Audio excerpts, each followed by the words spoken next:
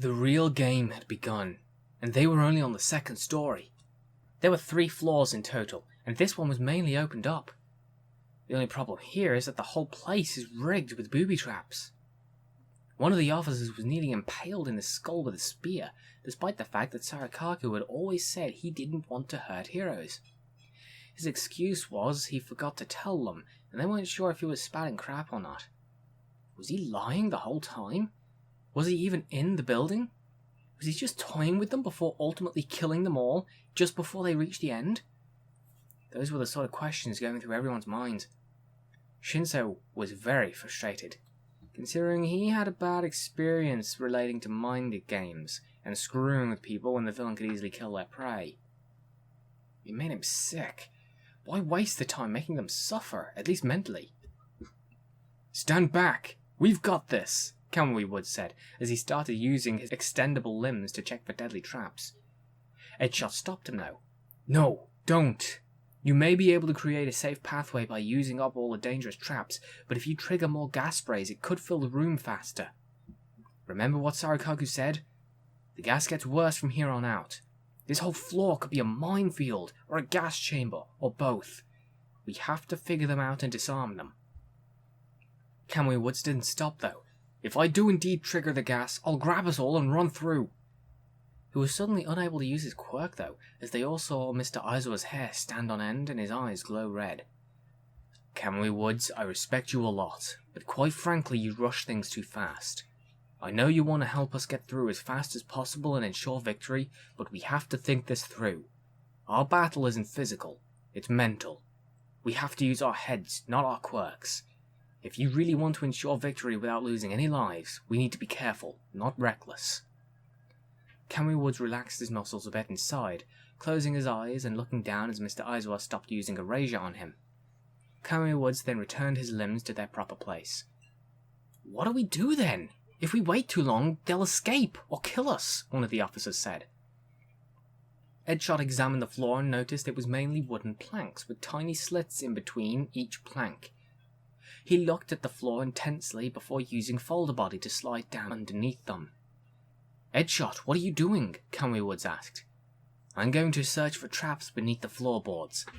I can't search the whole room though. It's a freakish amalgamation of awful architecture. Some parts are blocked off." He came back up moments later, giving everyone a thumbs up. "All the traps are disarmed from the floor in front of us in the wooded area. There's still a small portion of the room I can't reach." He was referring to the part of the room nearing the doorway to the next stairwell that was all concrete, not floorboards. Everyone walked over to that point with no issues, but got stumped again as to what to do. An officer walked forward and put his hand on the floor. "My quirk is Scan. I can scan the contents of anything made of concrete once per 10 minutes in a radius of up to 2 meters. It's like an X-ray for concrete, and it's useful for checking cargo holds for drug smuggling and things like that if the cargo in question is a statue or something. I didn't think I'd get the chance to use it here." The visual was quite interesting. His palm glowed green against the concrete, and a green beam appeared like a line 1 meter from either side of his hand. It then scanned forward a further 2 meters. The light disappeared as he stood up and pointed to the edge of the square he was able to scan. "I can only sense the edge of it. There's an unknown trap just in front of the door. Other than that, I see nothing." They nodded and thanked the officer before moving forward, the officer making sure no one stepped on the part of the floor with the trap in it. "I'm able to reach the door if you think it's worth taking a risk," Kamui Woods offered. "A risk is never worth taking. However, that trap is likely linked to the door. Everyone, stand back. It could be an explosive," Sakauchi said. Everyone stepped back, and Sakauchi nodded. Kamui Woods then reached out a good distance, opening the door slowly. All seemed fine for a few moments, maybe 2 seconds, before the trap activated. Something shot out of the floor where the trap was. It looked like a sentry, which then blasted flames at the door, before spinning around and shooting a line of fire around the rest of the room. Everyone ducked, but a bit of the fire caught 2 of the officers, who did what they were trained to do. They stopped, dropped, and rolled, trying to put out the flames, but instead making it worse by spreading it to the wooden floorboards. Kamui Woods grabbed them both and ran through the door as soon as the flamethrower stopped throwing flames, covering their entire bodies in wood to drown the flames as quickly as possible, then let them go. The rest of the heroes came in, unable to close the door since it was on fire. The emergency lockdown the door shot up from underneath it, splitting the original door in two and firing splinters everywhere.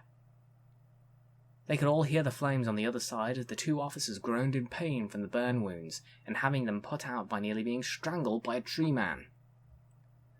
The two officers lay against the wall on the floor as another officer came up to them and sprayed something on their wounds with the tip of their right index finger. "What is that?" the first thing Shinso asked.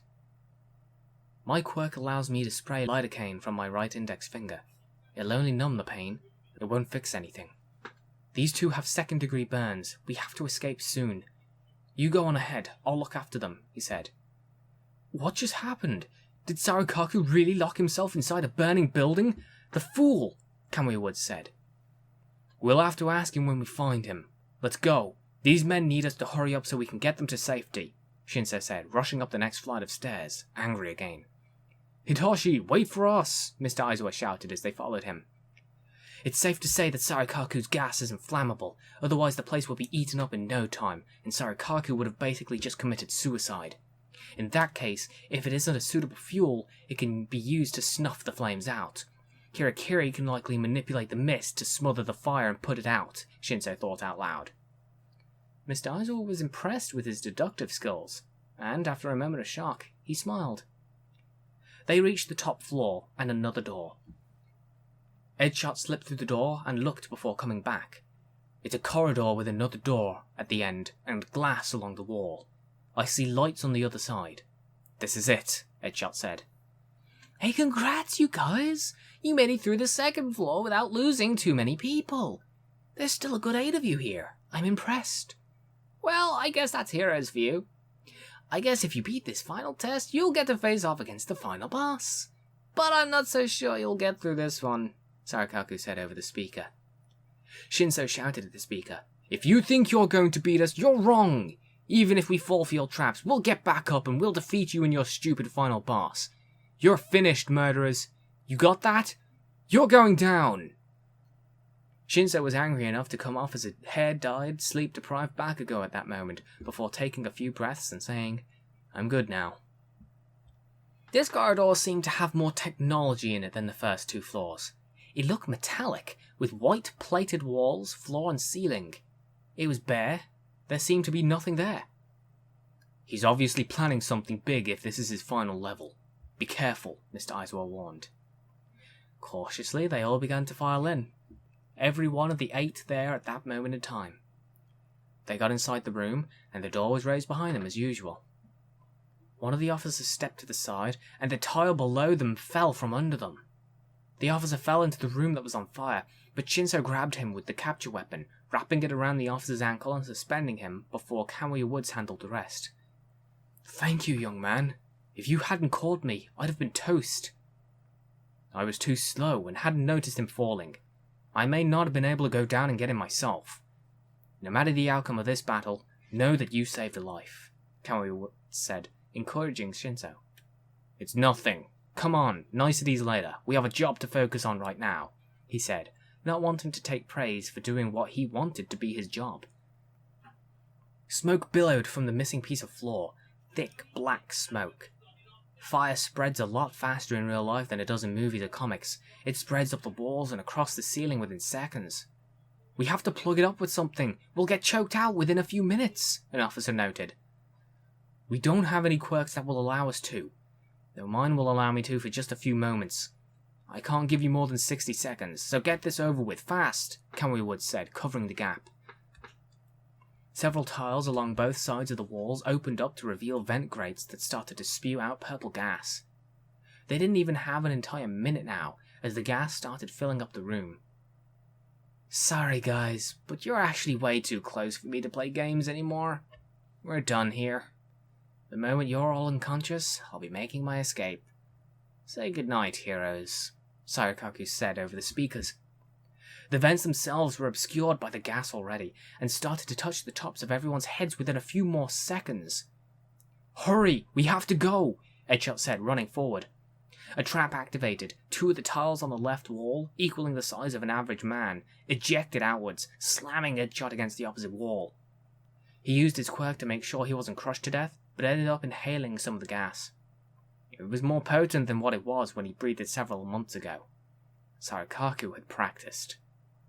Kamui Woods changed over to using his quirk to block the vents, allowing the smoke to come into the room they were all in. Run! The officers started running forward. The one who activated the spear downstairs activated another trap, trapping him in a fishing net. The other 3 deliberately tried to activate traps so that the heroes had room to run forward and take out Kirikiri and Sairokaku once and for all. 3 officers, including Tsukauchi, and coincidentally, 3 more traps. They were all activated, giving Mr. Aizawa and Shinso a clear path to run forward, holding their breath. They were starting to struggle though, just as they were going to reach the door. Shinso was about to gasp, but Mr. Aizawa used his capture weapon to cover Shinso's mouth and nose. Shinso turned his head to see Mr. Aizawa smiling at him. "You can do this, Shinso. I believe in you." He couldn't hold it any longer and breathed in. The binding cloth loosened as he was starting to lose consciousness, and after he looked behind to see Kamui Woods was out too, Shinso was left alone with barely any air left. He remembered back to when the Sinister Six invaded UA and blew up 2C. That was right above Shinso's class. He was buried in rubble and terrified for his life.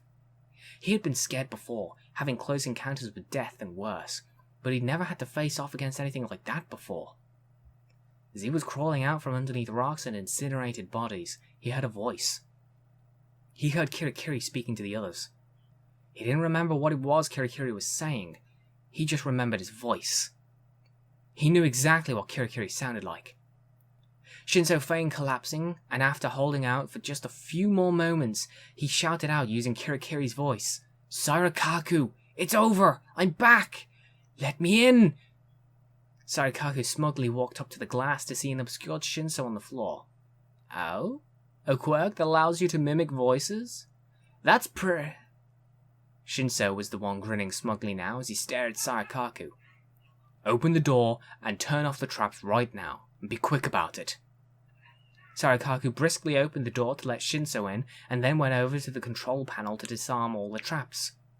The gas stopped being sprayed out, and Shinso jumped into the room, gasping. Sairokaku shook his head after completing his tasks. What the hell?" Shinso then rushed towards Sairokaku, who turned towards Shinso and squealed. He fell onto his knees and lifted his hands up. "I surrender! Please don't hit me! I could die! I surrender!" Sairokaku braced for impact and squeezed his eyes shut, before Shinso simply tied him up, a fist bunched just inches from his face. "Where's Kirikiri?" Shinso asked in his normal voice. "He's out! He isn't here! There's no final boss, I swear!" he said pleadingly. "Good. Now sit yourself in that chair for 10 minutes, he said as he released the mushroom boy, who obeyed him. Shinso then went to get the rest of the heroes and officers, dragging them into the control room.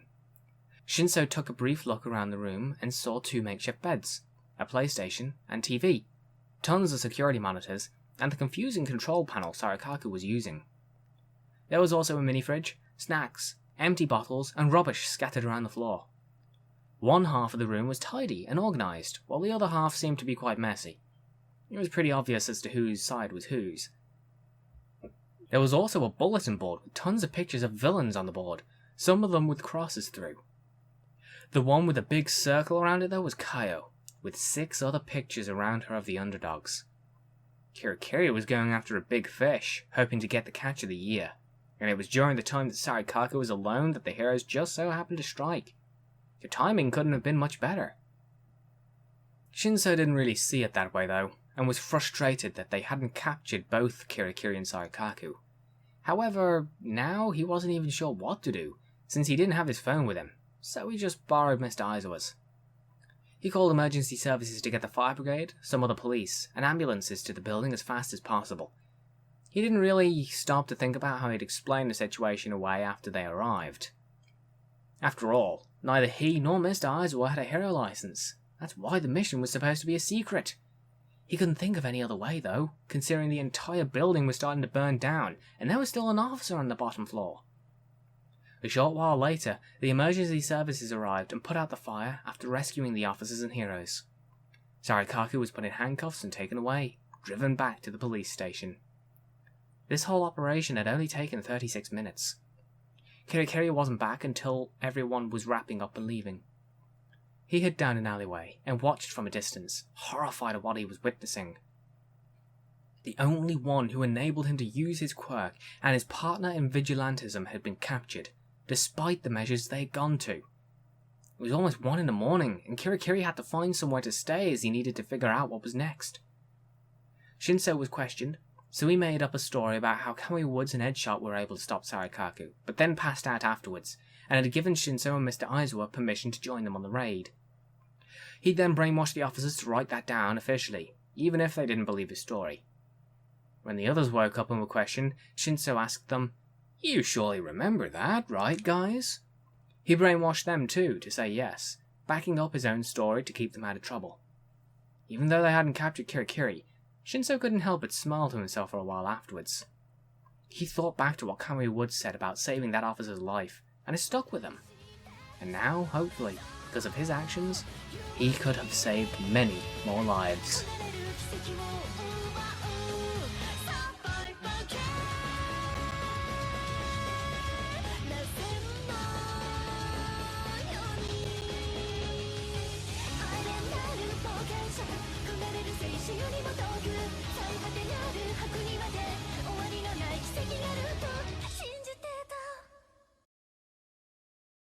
Shinso took a brief moment to look around.